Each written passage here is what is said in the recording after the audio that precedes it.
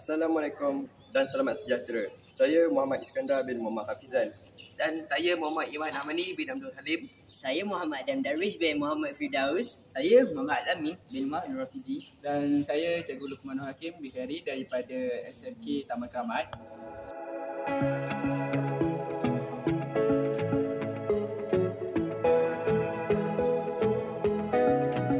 Pengenalan. Pada era yang semakin menghargai efisiensi dan automasi, inovasi dalam peralatan pembersihan rumah menjadi semakin penting.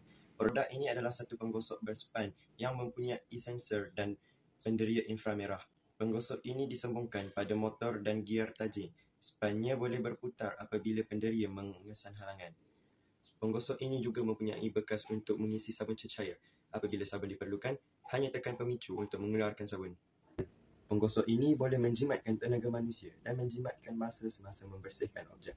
Hanya tekan suis pada pemegang, halakan penggosok ke permukaan yang dikehendaki dan penderia akan mengesan halangan dan span dan mula berputar. Tekan pemicu sabun untuk mengeluarkan sabun dan kerja-kerja mencuci boleh dilakukan dengan mudah.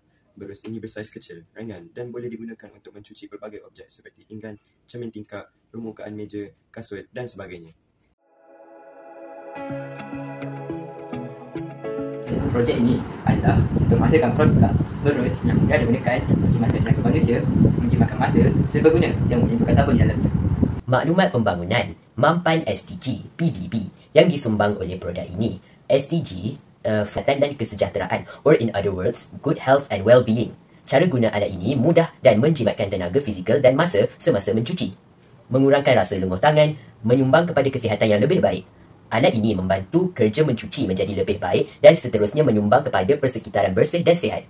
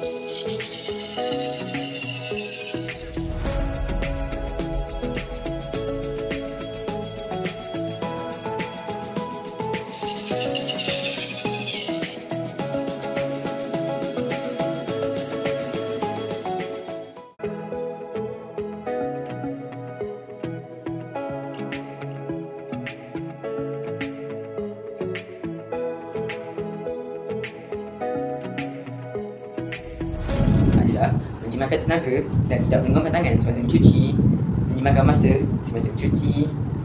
Selain itu, mudah digunakan, hanya tekan suis untuk putarkan berus ataupun span. Selain itu, dia juga mempunyai sabun dalamnya. Dia tidak boleh pegang bekas sabun semasa mencuci, hanya tekan putar sabun untuk mengeluarkan sabun. Dia juga boleh digunakan untuk mencuci pelbagai objek seperti kasut, pinggan, permukaan meja, cermin tingkap dan sebagainya. Akhir sekali, dia kecil, ringan, murah dan berbentuk ergonomi.